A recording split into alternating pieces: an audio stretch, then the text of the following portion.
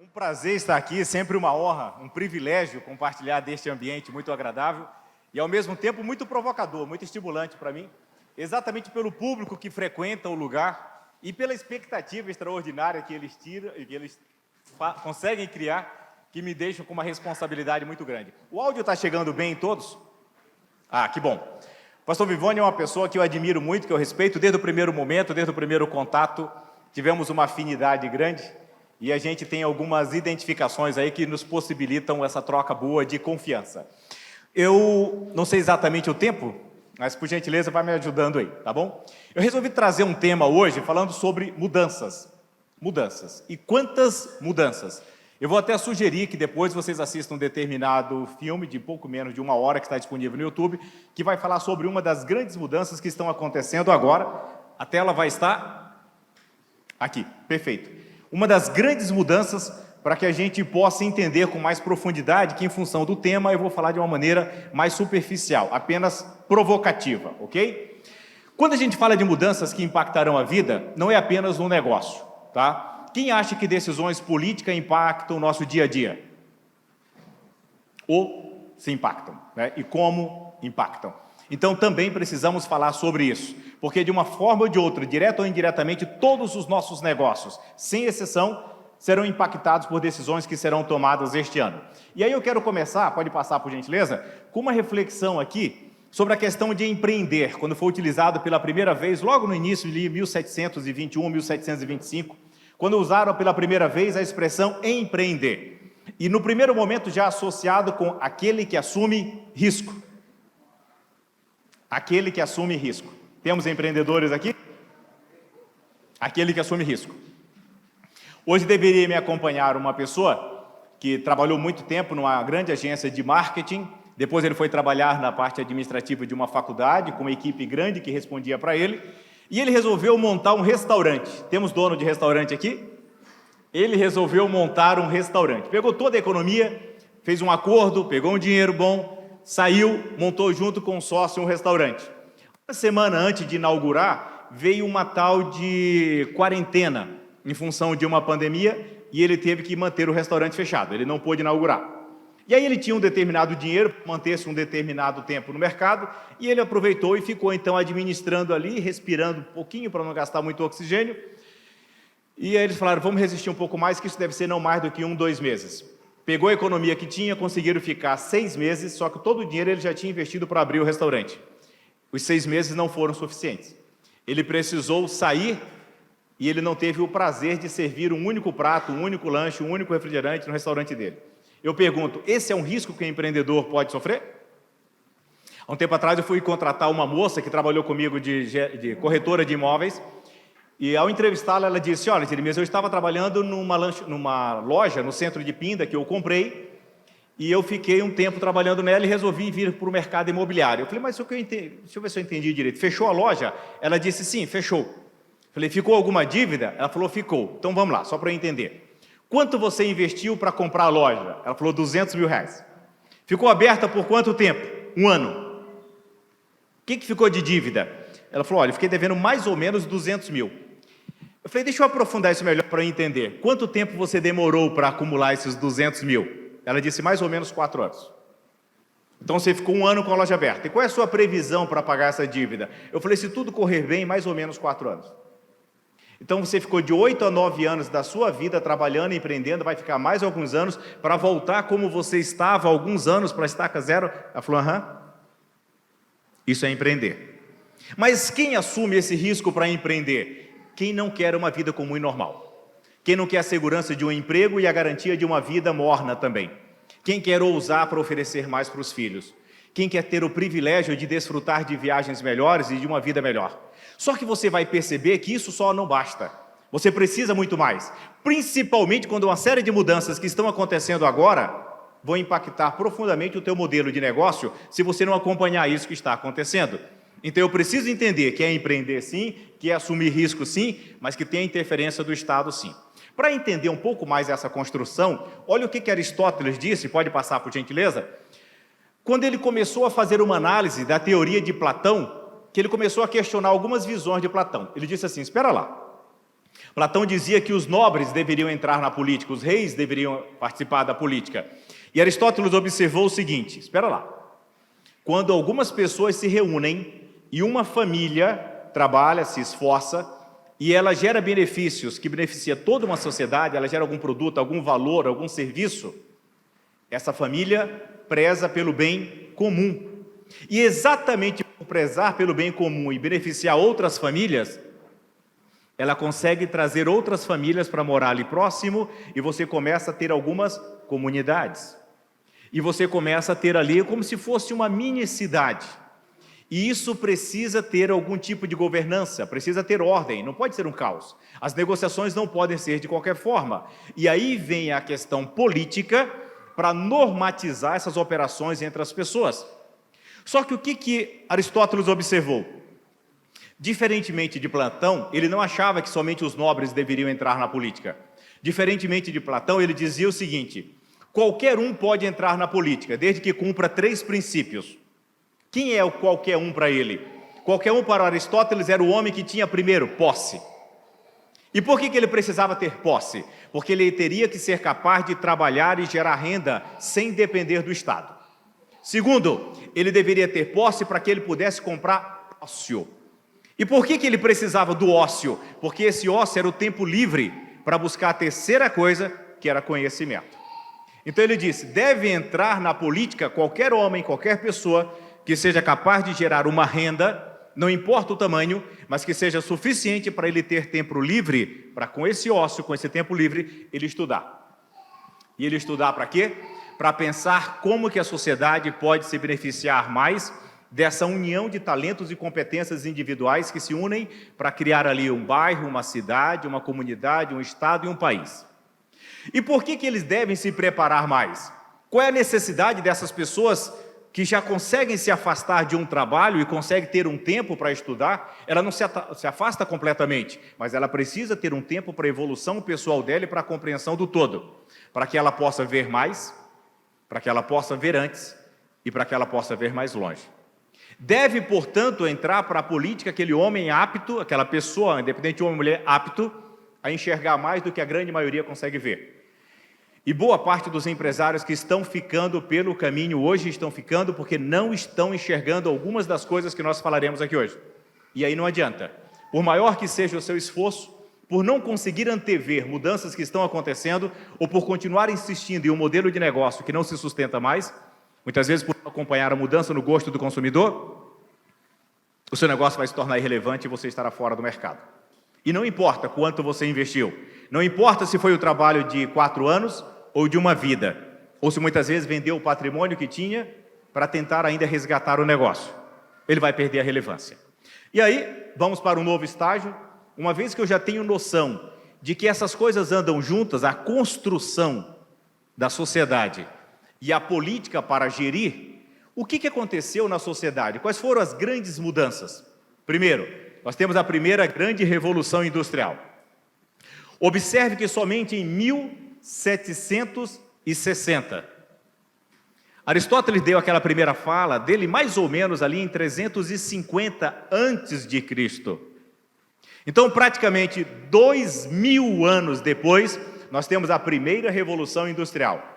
Nesta época não existia eletricidade, nesta época não existia absolutamente nenhum recurso, e nós não estamos falando há tanto tempo assim. Qual foi essa primeira grande revolução industrial que deu uma alavancada no desenvolvimento da sociedade? Simplesmente ferro e carvão ali.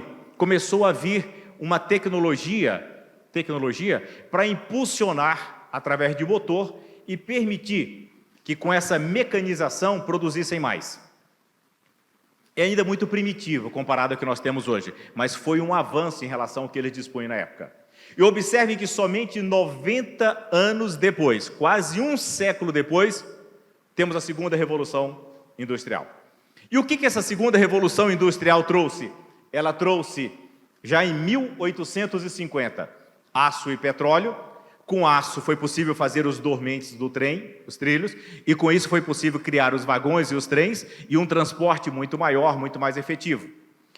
Com isso, foi possível também, com a eletricidade, criar o telégrafo, A comunicação se tornou mais ágil, as distâncias foram diminuídas, mas ainda muitas limitações, mas uma baita transformação, porque começou a revolução da produção em massa.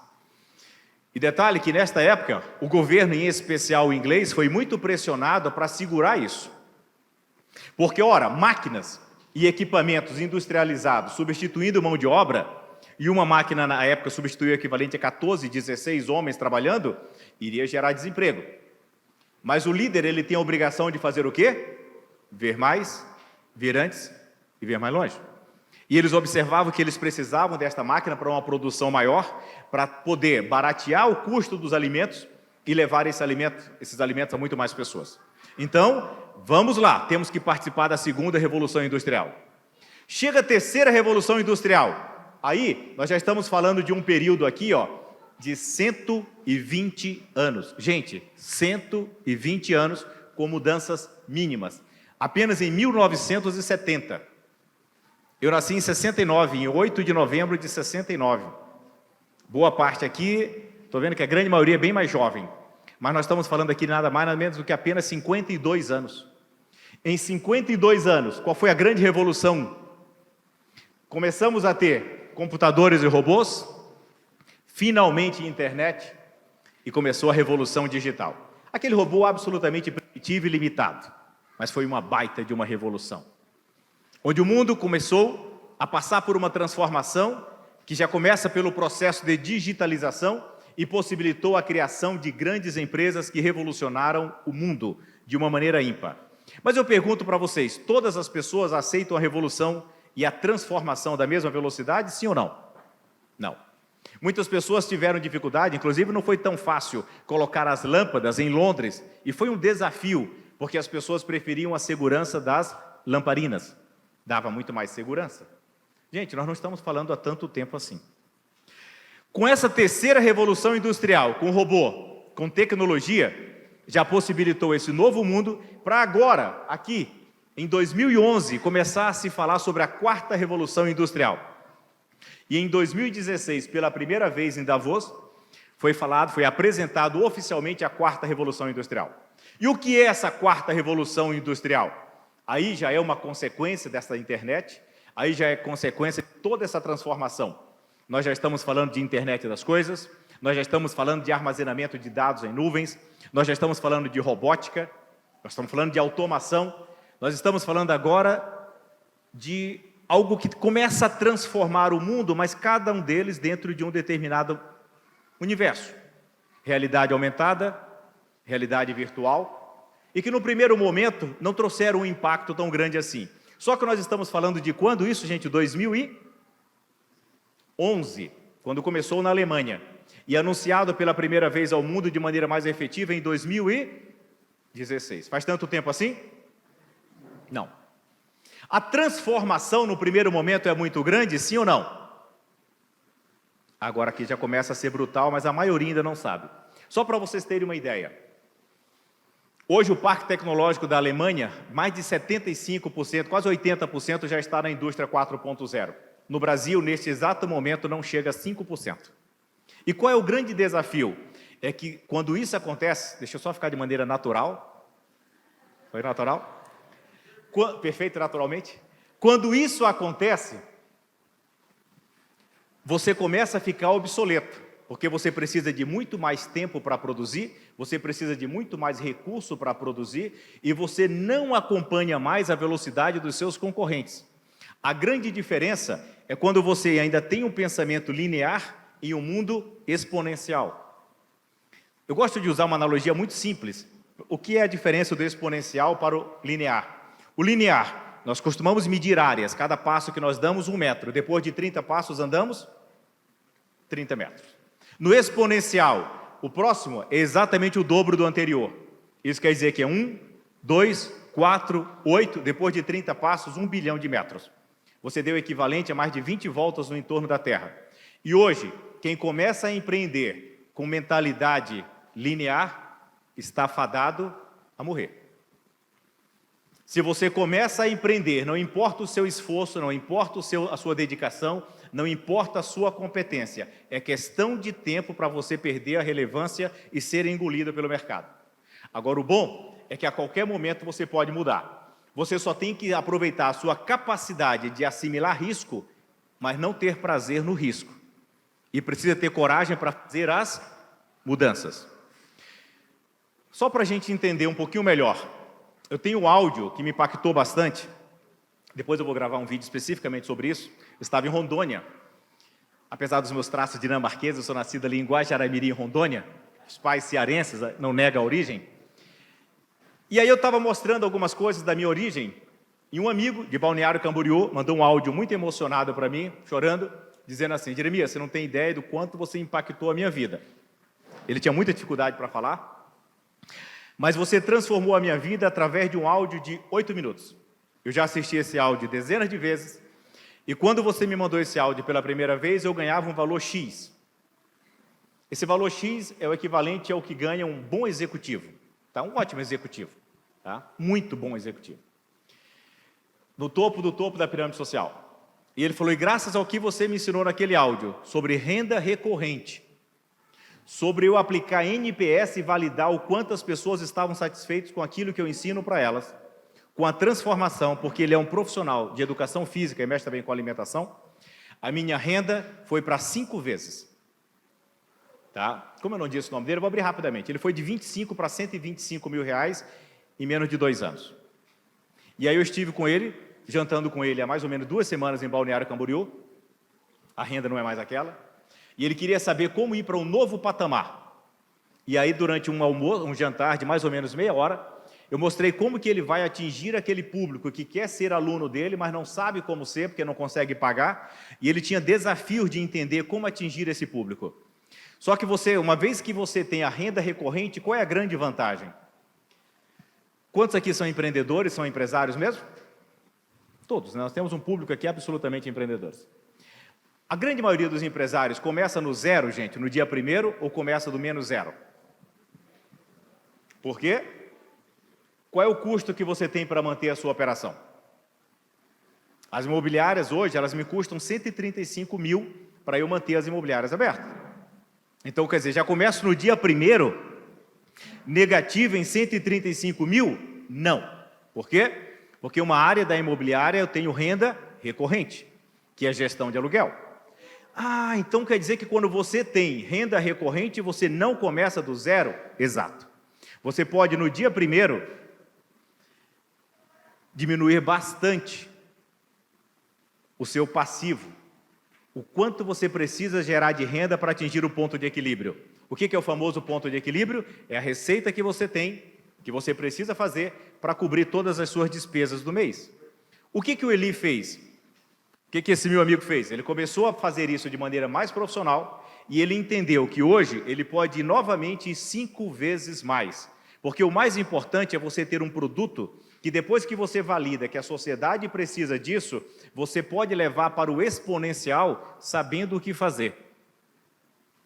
E vocês concordam que quem já fez isso uma vez tem facilidade para fazer isso de novo? É muito mais fácil quem já fez uma vez fazer de novo do que quem nunca fez pela primeira vez. No caso dele, ele já está apto para fazer isso de novo. Tanto que ele fez questão de imediatamente gravar vários depoimentos a respeito e viu uma quantidade grande de seguidores, um monte de gente saradona, fortona, bonitona, que são os alunos dele, que começaram a seguir em função da indicação dele. Quando você sabe fazer algo e você tem a metodologia, você pode exponencializar aquilo que você faz. E quando você não sabe, é questão de tempo para não permanecer no mercado, para sair do mercado. O que precisa fazer? Evoluir o nível de conhecimento. Como é que você faz isso? Eu vou mostrar. A indústria 4.0 e todos os seus diferenciais aqui. Pode ir para a próxima, por favor? O que nós temos a partir de agora? O que vai ser determinante, não somente para a sua permanência no mercado, mas principalmente para o seu crescimento no mercado. Para você dar a volta por cima. E eu vou mostrar um case de quem já estava fora do mercado e conseguiu se reerguer. Absolutamente determinante, pessoas. Absolutamente determinante, processos. E absolutamente determinante, você precisa ter tecnologia. Todo mundo tem ouvido essa questão de que o home office veio para ficar. Quem aqui já voltou para a empresa, que não trabalha mais em casa? Várias pessoas disseram assim, não, vai dar para ficar só no home office. Numa pesquisa recente mostrou que 70% das pessoas ficaram incomodadas quando tiveram que voltar para o trabalho físico. E 55% delas passaram mal porque não queriam mais voltar para a empresa. Aí eu pergunto para vocês, o que é melhor para você?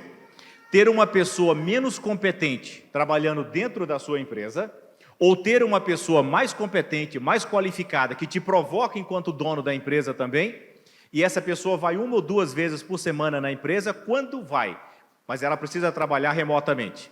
Você prefere ter a segurança do dono autoritário, conservador, com comando e controle, tendo a pessoa dentro da sua empresa, ou prefere alguém mais qualificado, fora da sua empresa? Não é muito difícil escolher, né? Nós acabamos de passar por isso. Novamente, nós fizemos uma tentativa de ter empresas de marketing trabalhando para a gente e pela 3ª vez consecutiva não tinha jeito. Nós contratamos uma empresa que no ano passado disse que investiu 100 milhões de reais em tráfego, veio trabalhar conosco e depois de 4 meses bagunçou todo o nosso sistema de tráfego. Inclusive, da última vez eu falei do trabalho do Fabrício de tráfego, que é direcionar uma publicidade, uma mídia, um vídeo para o público certo. Nós passamos a gravar vídeos e temos vários e vários com mais de 100 mil visualizações de imóveis bem diferenciados.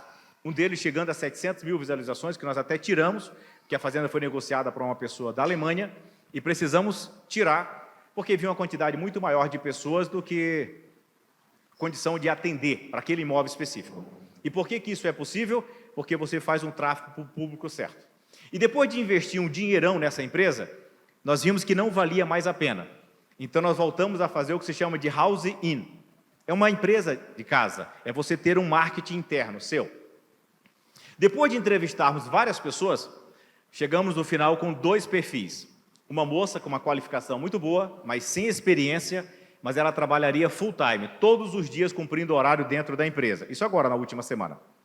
E um rapaz com um currículo, que você abre aquela coisa extraordinária, uma experiência fabulosa, já tinha sido dono de uma agência, com uma formação brilhante e com uma capacidade de se impor muito grande. Por que é tão importante uma capacidade de se impor?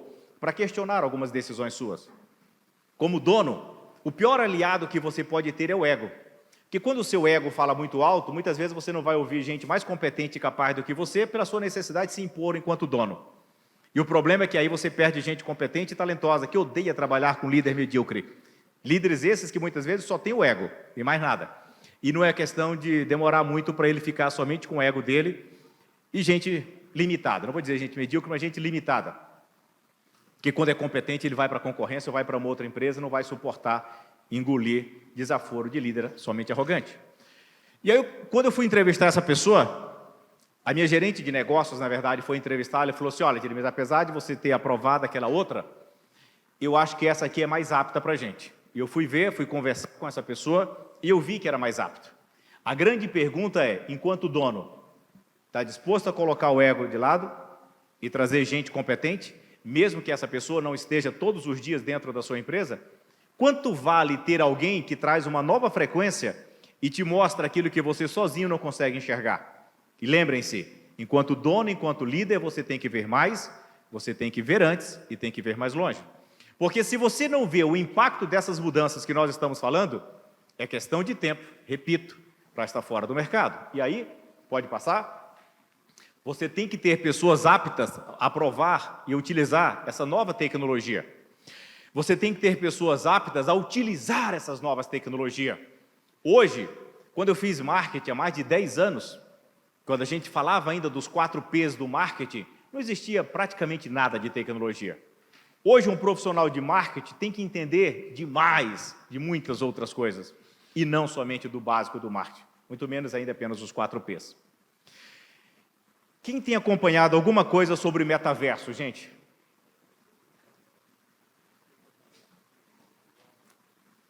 Eu vou dar uma dica importante para vocês. Por favor, marquem aí. YouTube, e coloquem lá, Walter Longo, metaverso. Eu assisti uma apresentação do Walter Longo, assisti até mais de uma vez, brilhante. Walter ali com W, brilhante. O Walter Longo faz uma das melhores apresentações que eu já vi até agora do metaverso. Eu confesso que eu não tive tanta dificuldade para entender, porque eu tenho um filho de 10 anos que ele já faz muitas das coisas que o metaverso está trazendo. O que eles fazem? Por exemplo, você dentro do metaverso, você compra a roupa que você quer, você compra as armas que você quer, você compra tudo o que você quer naquele mundo digital, e você tem o seu avatar. Só que no avatar do meu filho, que joga lá Fortnite, é uma figura. Mas agora no metaverso, à medida que está evoluindo, o próprio Walter Longo mostra novas tecnologias, que você vai ficar cada vez mais parecido com você mesmo. Não é uma coisa mais disforme que dá uma ideia de quem é você. É você, literalmente ali, você vai se identificar ali. E vocês têm noção da quantidade de dinheiro que já está sendo negociado no metaverso, da quantidade de negócios que estão sendo negociados aqui, gente? Dentre as tecnologias que têm transformado esse novo momento, uma delas, é o blockchain. E foi graças ao blockchain que foi possível criar as criptomoedas, em especial a mais conhecida de todas, que é o Bitcoin, e todas as outras. Porque o blockchain traz uma segurança absurda. É como se todo esse prédio, ele é construído tijolo por tijolo, e foi o que aconteceu, só que cada tijolo em sequência traz todos os códigos dos anteriores, e é o que possibilita que o próximo. E se o próximo não tiver absolutamente todos os códigos necessários, eles não encaixam. De onde estão vindo esses tijolos? Das mineradoras que ficam processando para tentar descobrir o código e encaixar o próximo bloco. E vem o blockchain. E isso revoluciona todo mundo, porque a partir de agora a gente passa por um processo de escrituração, onde literalmente a escritura de imóvel, tudo que você possa imaginar, passando pelo blockchain, a possibilidade de fraude é zero. Porque se não for absolutamente aquela, ela não vai encaixar ali. E graças ao blockchain, é que eles conseguiram chegar, por exemplo, somando todas essas tecnologias ao metaverso. E é por isso que foi vendido um quadro digital dentro do metaverso. Alguém acompanhou ou não? Quanto que pagaram em um quadro? 69 milhões de dólares. Se converter isso em reais, nós estamos falando em quanto? Louco isso, né? Nós estamos falando de milhões de dólares. Eu pergunto para vocês, esse quadro está onde, gente? Está lá no digital, no blockchain. Aí eu pergunto, mas se é só esse quadro, qual é a vantagem deste quadro? Por que alguém pagou 69 milhões de dólares por um quadro que não vai imprimir, não vai colocar numa parede, ele é digital? Porque graças ao blockchain, da mesma forma que um Bitcoin pode ser fracionado em centenas e centenas de vezes, você pode ter uma parte desse quadro, pagando, por exemplo, 3 dólares, 5 dólares, e a casa que você cria, você pode ter esse quadro. E ele é verdadeiro porque o blockchain valida a origem dele. E você quer ter esse quadro lá? As pessoas querem, pagam uma quantia razoável. E essa pessoa pode recuperar os 69 milhões? Não só pode, como ela pode fazer isso várias e várias outras vezes, em função de toda essa validação da origem. Só que não é só isso. Uma menina acaba de criar lá um tênis, onde ela fez 3 milhões de dólares, assim. E vários. A maior parte das marcas que vocês estão imaginando, que tem na cabeça, já estão no metaverso. Quais são os desafios do metaverso? Um público que não gosta muito da aparência. Um público que não está muito satisfeito com a vida que tem, com a realidade que vive.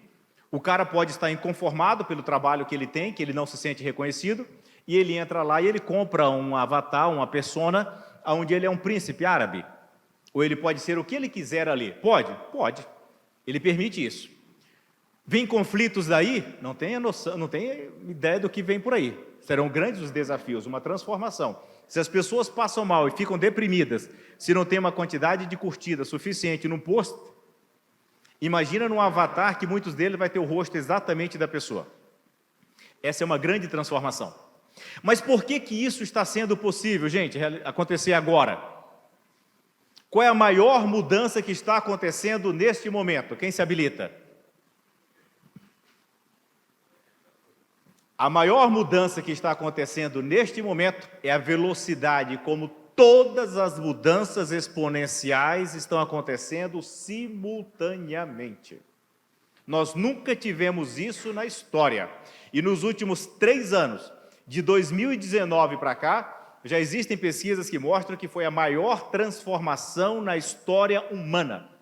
Desde hábitos, como os que nós tivemos, e ainda estamos passando por uma série de privações e imposições, como transformações tecnológicas como jamais tivemos. E a maioria não está acompanhando.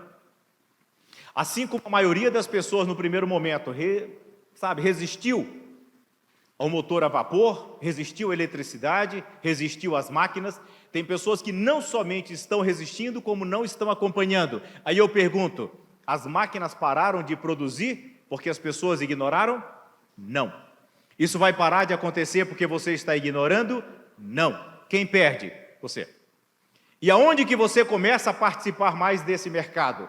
Tenha o máximo de critério possível quando for contratar alguém, para ver o quanto esta pessoa se preparou para esse novo tempo, ou se é alguém que quer trazer apenas um conhecimento que não se aplica mais. Ou é apenas alguém que acha que aquilo que o trouxe pela formação que ele adquiriu vai habilitá-lo para participar desse novo mundo, que existem desafios cada vez maiores. Porque uma coisa é você ter a formação que você tem, que pode ser uma formação mais humana ou mais técnica. Uma outra coisa é você, na hora de escolher alguém para participar do teu exército, que é o que vai garantir a continuidade da tua empresa, a competitividade dela, a relevância e o possível crescimento dela, optar alguém que é mais barato. Optar por alguém que não é tão qualificado, mas resolve. Talvez resolva, mas não garanta a sobrevivência da sua empresa. Principalmente se não estiver apto para provocar o teu modelo de negócio, trazendo alguns desconfortos, que a grande maioria prefere o conforto de alguém que acaricia o ego. Como é bom ter alguém que acaricia o ego. O grande problema é que quando você se torna dependente de elogios e de quem acaricia o seu ego,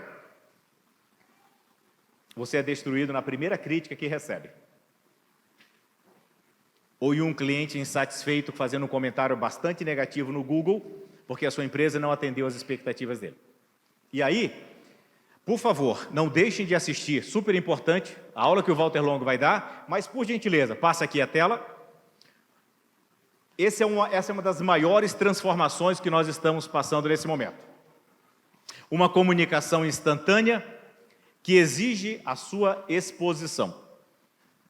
Eu não sei qual é a sua presença digital, mas a gente precisa assumir uma exposição e uma coragem maior.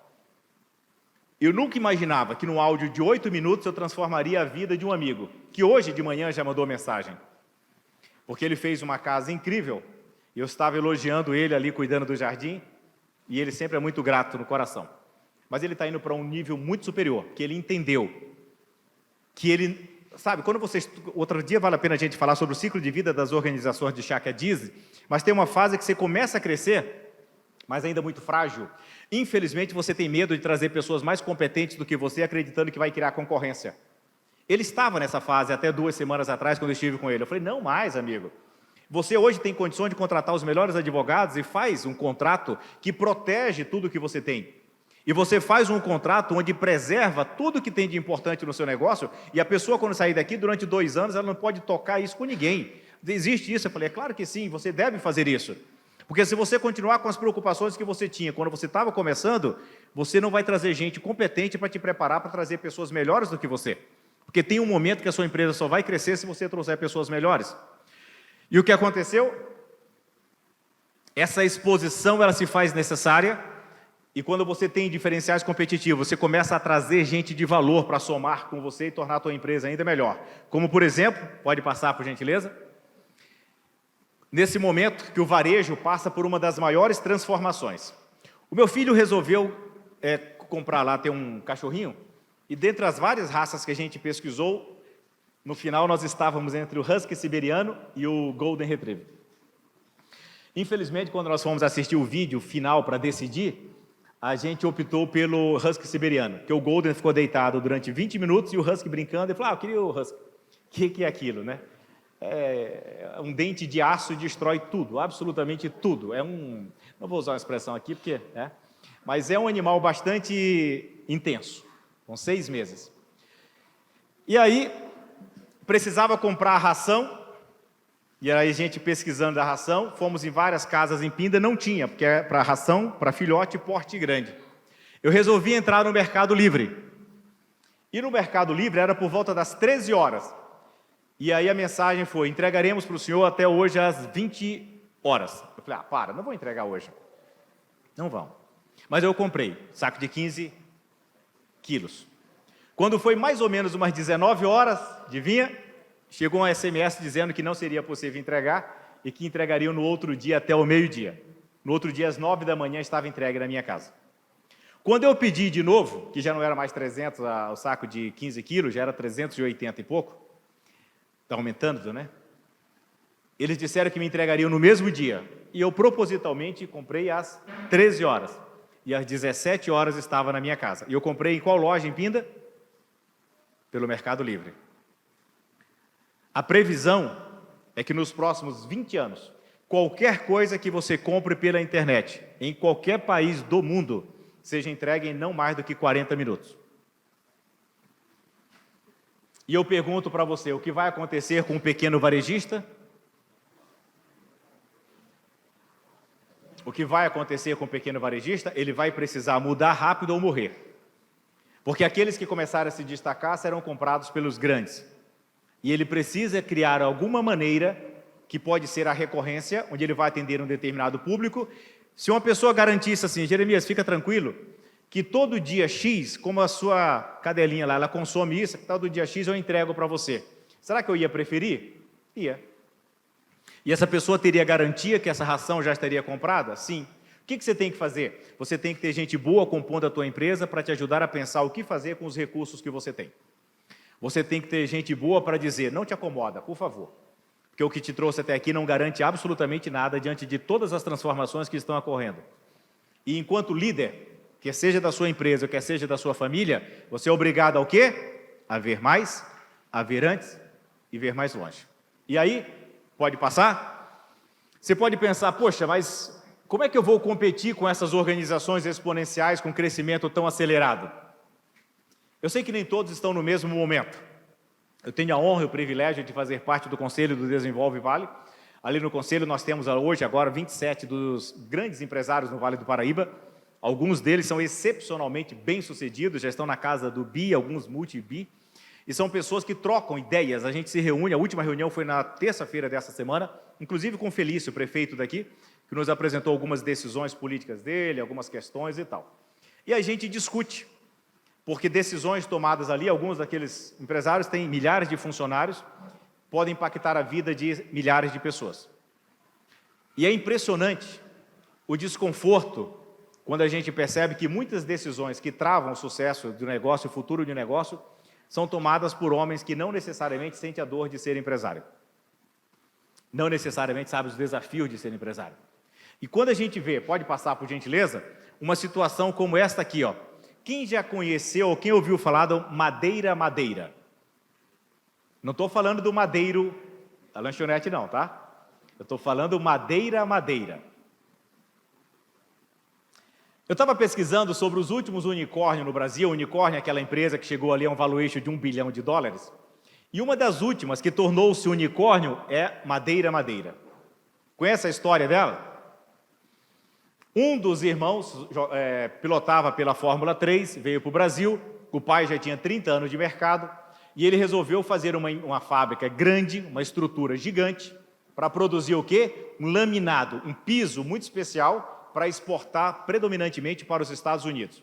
Isso de 2007 para 2008. Uma fábrica enorme de 30 mil metros quadrados, os melhores equipamentos, um piso de altíssima qualidade, vamos produzir porque o mercado norte-americano vai absorver tudo.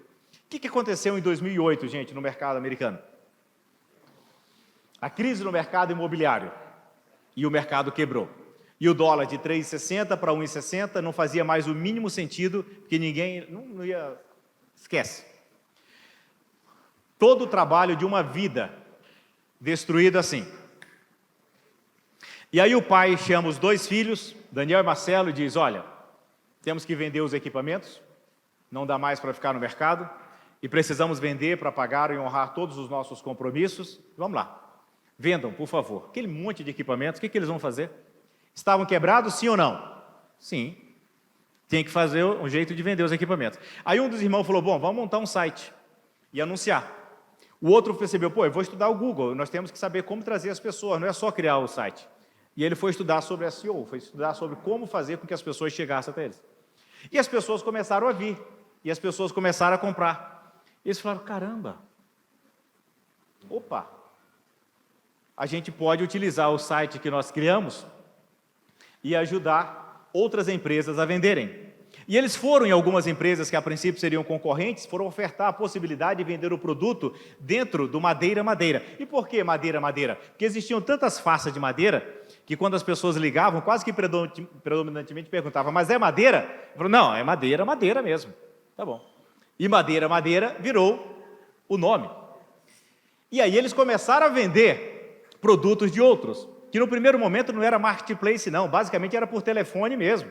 Ó, você tem aí, eles compravam, intermediavam, e eles praticamente o dropshipping.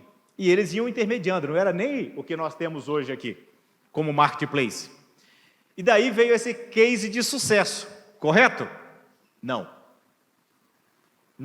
porque no primeiro ano eles usaram uma reservinha de dinheiro que tinham, no segundo ano eles conseguiram dinheiro emprestado na Caixa Econômica Federal, e no terceiro ano eles tiveram um prejuízo que os quebrou, 300 mil reais.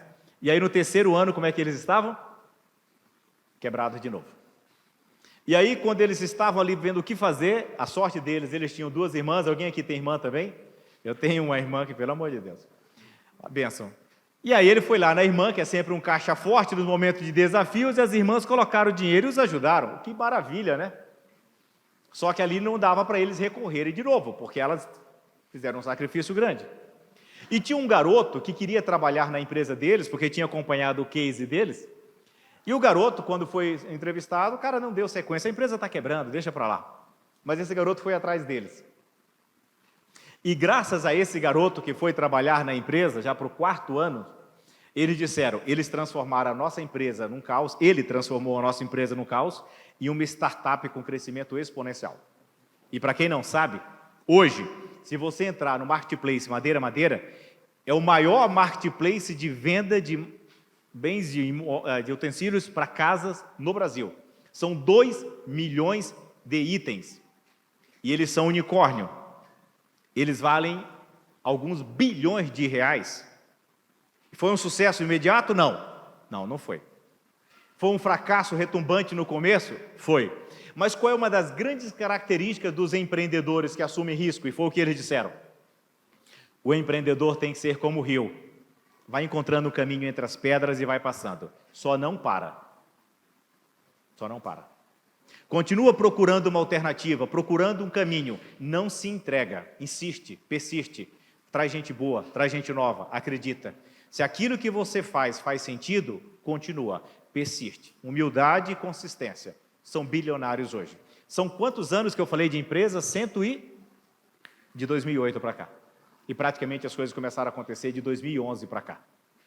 Porque em 2011, início de 2011, foi quando eles tiveram o tombo de 300 mil reais e conseguiram o dinheiro emprestado com as irmãs. Pode passar, por gentileza? E agora, gente, quando a gente chega nessa situação,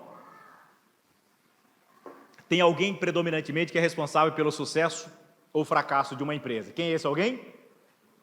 O dono. Por quê? Porque é o seu nome que está lá no CNPJ.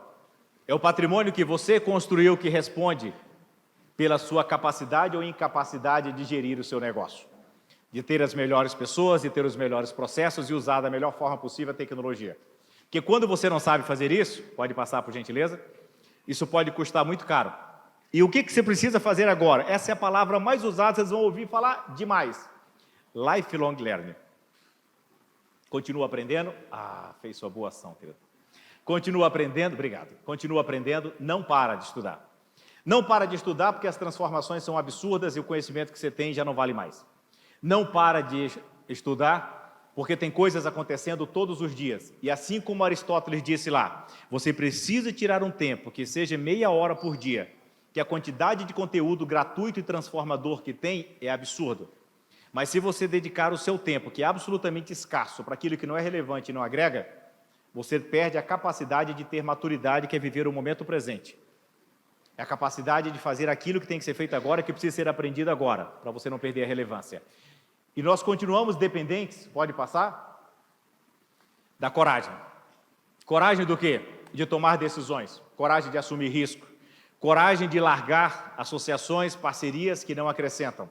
Coragem de contratar gente que te desafia. Coragem de fazer o que precisa ser feito. Porque quando você não tem coragem, inclusive de se expor, você se submete àqueles que têm. E eu tive a oportunidade E não necessariamente esses que têm coragem vão levar para o melhor caminho. No mês de outubro, eu tive a honra de receber o pastor Vivone e outros amigos aqui de São José dos Campos em uma palestra em Pindamonhangaba. E nessa palestra, pode passar, um grupo de empresários reunidos e convidaram 2 pessoas para palestrar. Eu, pelos empresários, e alguém como político.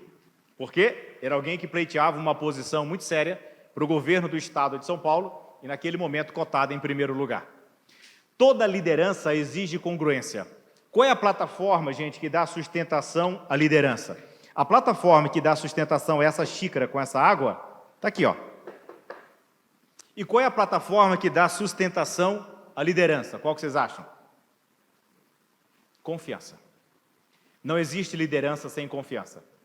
Nesse dia, antes de passar o microfone para ele, eu disse assim, que os empresários possam ter os seus filhos respeitados quando com muito esforço eles os mandam para a faculdade, para que eles não voltem doutrinados e admirando quem invade propriedades, ao invés de ajudar os pais a prosperarem e a comprar novas propriedades, a contratar novas pessoas, a crescer e prosperar. O que nós queremos é que nossos filhos tenham educação e não doutrinação. E para isso nós temos que fazer boas escolhas políticas. E quando eu fui me sentar ao lado da esposa, ela disse assim, e antes eu concluí, e vou passar para alguém com um bom senso, que era a leitura que fazíamos, para fazer então uma explanação aqui do que podemos esperar para o governo do estado de São Paulo. E a esposa falou, legal o que você disse aí do bom senso. Uma semana depois, exatamente uma semana, alguém disse que sente-se honrado em ser cotado como vice de alguém que é seguido por quem invade propriedade. Eu falei, caramba, onde está a congruência? Onde está a liderança? E aí eu passei a encontrar vários empresários que estavam naquela reunião e a grande maioria já não discutia mais esse tema. Porque quando você tem um líder que você não concorda com uma decisão dele e você provoca, você não concorda e você quer saber por que ele tomou essa decisão, você continua respeitando esse líder. Porque alguma verdade você encontra porque a plataforma da confiança ainda está ali. Você não precisa confiar em tudo que o líder faz. É por isso que você o provoca, questiona para entender qual a lógica por trás dessa decisão. Mas quando o líder é desprezado, ignorado, que não tem mais a atenção, e eu disse isso para o Felício na última terça-feira, que a pior coisa que um líder pode ter dos seus liderados é indiferença. Falei, imagina você aqui, Felício, aí, e ninguém te dando a mínima atenção. Foi o que eu senti de dezenas de empresários que estiveram naquele evento que já não se importam mais com a decisão dessa pessoa, diante de tamanha incoerência. Toda posição de liderança exige congruência, porque acredita-se dos valores e princípios que você tem. Quando os seus valores e princípios não valem mais nada, e você faz associações que podem te levar ao poder, esse poder pode roubar a maior coisa que um líder tem, que é a credibilidade de entregar uma visão. Porque John Maxwell, no livro As 21 Irrefutáveis Leis da Liderança, dizem, as pessoas compram a visão de um líder e depois compram um líder. E quando percebem que o líder não está apto a entregar essa visão, eles vão buscar um outro líder. E por que estou dizendo isso? Porque eu comecei falando exatamente sobre o empreendedorismo, sobre a política, sobre buscar o bem comum. Quando perde-se isso, o líder não tem mais nada. E quem paga são aqueles que, por maior que seja o esforço e a dedicação, se o país não for bem gerido, por quem respeita o empreendedor, o esforço será em vão. O esforço será em vão.